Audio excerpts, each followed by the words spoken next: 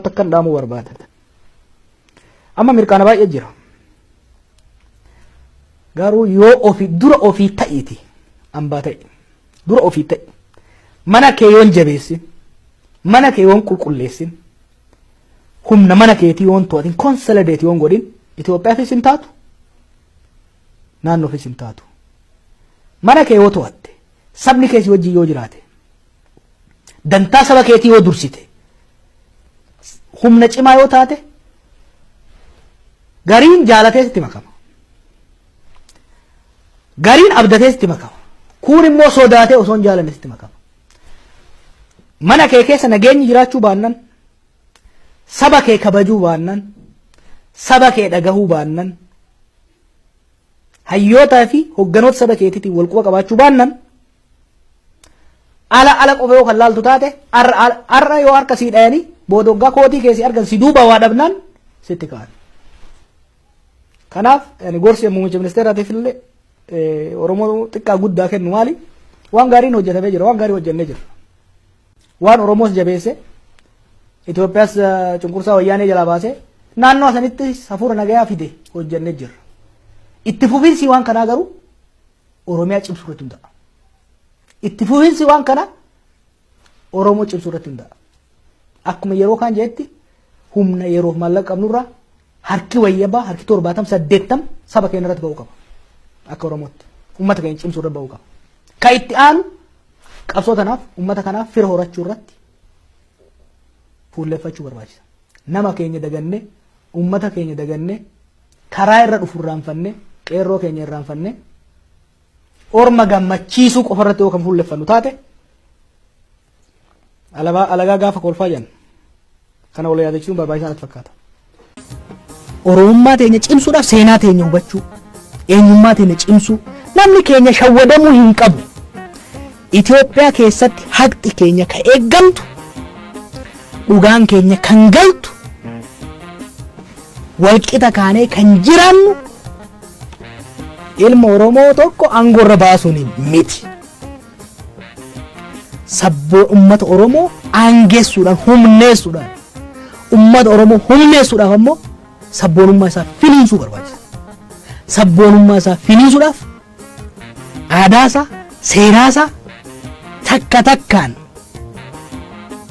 kan beeku akka yaadatuuf kan hin beekne akka baratuuf ormis osoo hin jaalatinis akka dhaga'uuf irratti hojjetu. Qeerroo irratti tuula baay'ee godhaa turan waggaa tokko walakkaa kana waa'ee dulla alagaan godhaa ture mooratti nu galaa jirti jechuudha. Waa'ee Oromoo kan humneessee as baasee sochiisan waan ta'eef ammas wanni an Oromootti dhaamuuf qabsoon tun boqonnaa biraa seenaa jirti. Boqonnaa xiinxala guddaa gaafatu, qorannoo guddaa gaafatu, aarsaa guddaas nu kafalchiisuu danda'a. Warra Oromoo duuba deebisuu barbaadu wanni an jechuu danda'u fixuu dandeetti. Oromoo hidhuu dandeetti, hoggan ajjeesuu dandeessi. Qabsoo Oromoo tarkaanfii lama deemtu san takka duuba deebisuu dandeetti. Haayila Sillaaseen gaafa Haayila Maariyaam Gammadaa fa'aa ajjeesu gaaf Taaddasaa fa'aa biyyaa baasu qabsoo Oromoo hiniindee kaasan tarkaanfii lama deemte san takka duuba deebise. Takkitti garuu asii xibee darguun gaafa Taaddasaa fa'aa ajjeesu gaafa Haayilee Fidaa fa'aa fixu tarkaanfii takka ammallee nu deebise. Takka garuu jala kaa'annee beeki laman jettu. Mallasaan fa'aan hoggana isaanii kennu nama tokko keessaa hin dhagaye. Listii baafatanii itti dhufan. Hogganoota Oromoo keessaa eenyu fa'aa ilimineet godhuu qabna kan jiru. Warri akka Mul'eessu, warri akka Buruisoo, warri akka Nadii, warri akka Jamaan Roobalee, warri akka Ayyaana identify godhamanii biiroo keessatti fa'aa ajjeefamaa turan. Qabsoo Oromoo hin laamsheetinaa jedhaniiti. No doubt qabsoon sun lama tarkaanfatte takka of duuba deebite takkitti garuu jaluma buufatte. Ammas lama tarkaanfannee jirra. Warri qabsoon Oromoo gara fuulduraa baafte qabsoo Oromoo ganee and I repeat it ganee diina wajjin ta'e itti duulaa jira. Of duuba deebisuudhaan maal gochuu barbaadan? sabboonummaa Oromoo busheessuu barbaada. Sabboonummaa Oromoo busheessuu barbaada. Keessaa fi alaan waraanan. This is very important. Alaa jigii baafatu, keessa jigii baafatu, keessaa fi alaan waraanan. It's not going to be easy. Garuu tarkaanfii takkittii sana uduuban hin deebisan. Wanti ajaa'ibaa maal seeti? It's incredible seenaan qabsoo Oromoo kun. Dhaloonni kama dhufuutu walirra hammaata, walirra cimaa dhufa.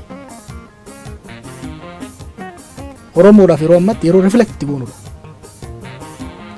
Yeroo akkamitti as geenye kan jedhu. Balaaleffannaa maal hin barbaadu. Critically eenyu maal mistake akkamii hojjenne ilaalla. Gara fuulduratti akkamitti deemna hin kaa'an. Ana akka ifaa kanatti achi ilaalee arga.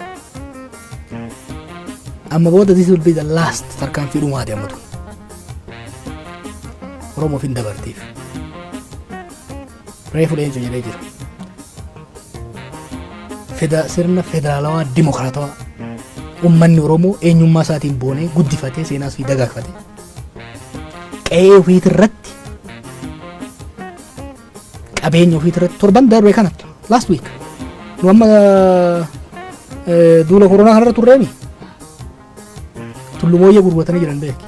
Abbaan alangaa seera biyya kanaa cabsa jedhee abbaan alangaa federaalaa kan itti barreesse dhiisanii biliyoona 4 gurguratan deematti.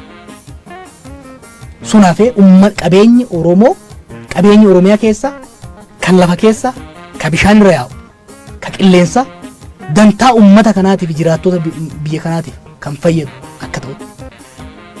Uummanni Oromoo qe'ee ofiitirratti warreen farra Oromoo ta'an, warreen seenaa Oromootiif gatii hin kennine, warra of jibbanii orma jala fiigan irraa bilisa of baase ilmaansaa naata han jedhu.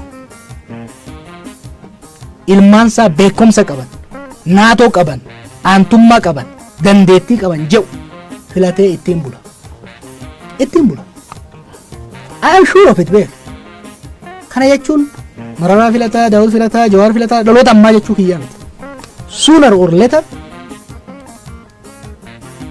eenyu alamaaraan immoo maammoo kaje bofti tuni lafa linnaan akkasi. Kanaaf bakka amma jirrurraa duuban deebinu namni keenya reflect godhuu danda'uu qaba. Bakka irra geenye sirriitti ilaaluu qaba. Gara fuuldura akka deemnuuf immoo sirriitti of qopheessuu danda'uu qaba. Tooftaan mootummaa nama qabu maali? Sabboonummaa Oromoo kana jibbisiisuudha. Sabboontoota Oromoo adamsee dhahee cabsee sodaa itti deebisuudha. Duula bal'aa godhaa jiran. It's okay. Irra aanna bakka tokko nama geenyaa.